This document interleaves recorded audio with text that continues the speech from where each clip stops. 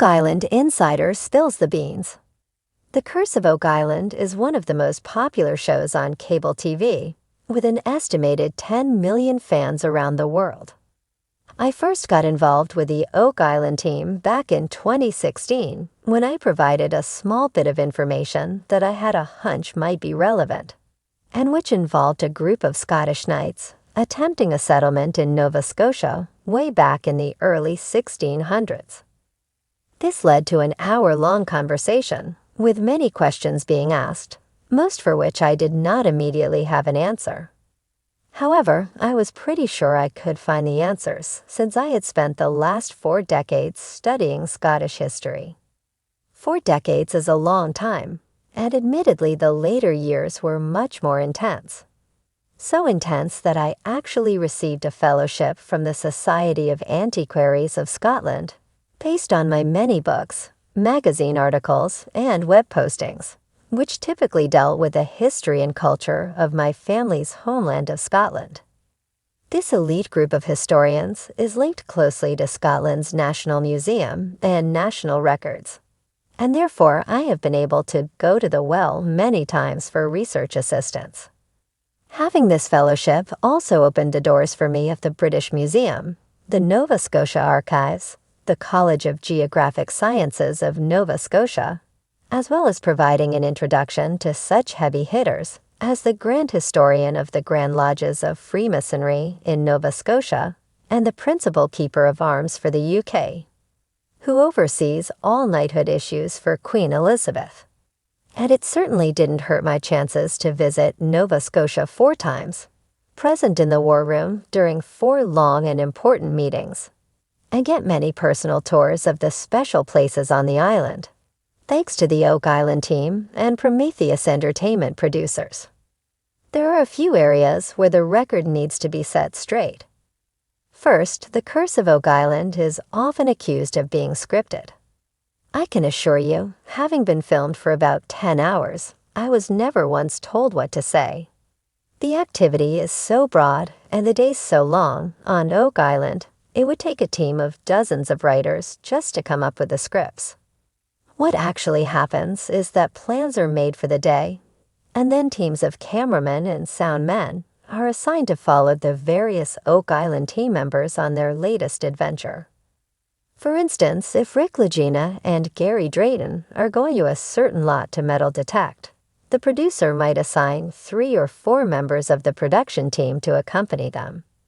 The cameras simply roll steadily, from drones, and from the backs of cameramen. It's been said that about 14 hours of film is shot for every hour used on the show. I'm guessing the ratio is even higher. Secondly, the Oak Island team members are not actors. They are as down-to-earth as any bunch of guys with pickup trucks, and are the same, in real life, as you see them on the show. If anyone is not exactly how they appear on the show, I would say it is metal detectorist Gary Drayton, only because he is such a funny guy, always cracking jokes. Only so much of that comes through during the final cut of the show. He told me once he plays Celebrity Walmart. I asked what that was, and he explained that when he's in Nova Scotia, occasionally he needs to go to Walmart for essentials. He says that in virtually every aisle he will meet someone who wants their selfie taken with him and wants to talk about their own Oak Island theory. I've been with him at bars where this happens to him a lot, as well. Also, if you have the impression that Rick Lagina is one of the nicest people on earth, you wouldn't be far from the truth. As an example, he and I, and Doug Crowell, were heading to the mysterious foundation at New Ross in a company SUV one day. We pulled into an Ace Hardware to talk to someone when a panel truck arrived with a delivery of a set of sliding glass doors. Rick went immediately to the driver to offer our help. The 4 of us made short work of it. Imagine that driver's stories of how the Oak Island team helped him out that day. This is just one of many tales I could tell about Rick's basic goodness. He's no slouch either. One day, as I was leaving the island, he pulled a chainsaw out of his pickup truck, and I asked what he was up to. He told me he was going to go cut new tour paths, because they had dynamite planted, and he didn't want anyone to get hurt. I've been told he's often on the island 7 days a week, for 10 or 12 hours. Third, it is sometimes said that war room theorists are pseudo-historians. I agree that some have pretty odd theories. In fact, I was told that the team will often get a visitor who arrives with only a theory, and no proof or presentation to support it. The team sits there wondering even what questions to ask.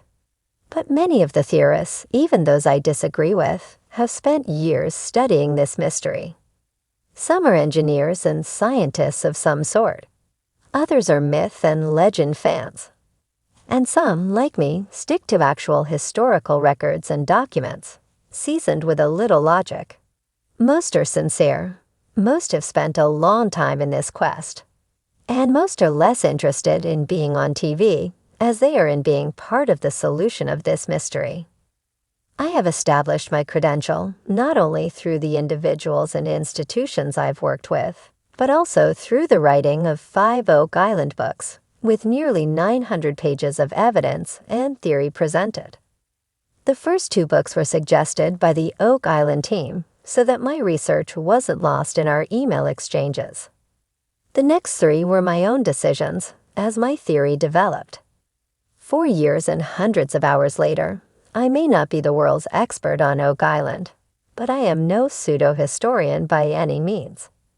I told Rick on the phone one day that what appealed to me most about the show is that it was just like me and my buddies jumping in the pickup, calling Billy to bring his backhoe, and heading off determined to solve this dang old mystery.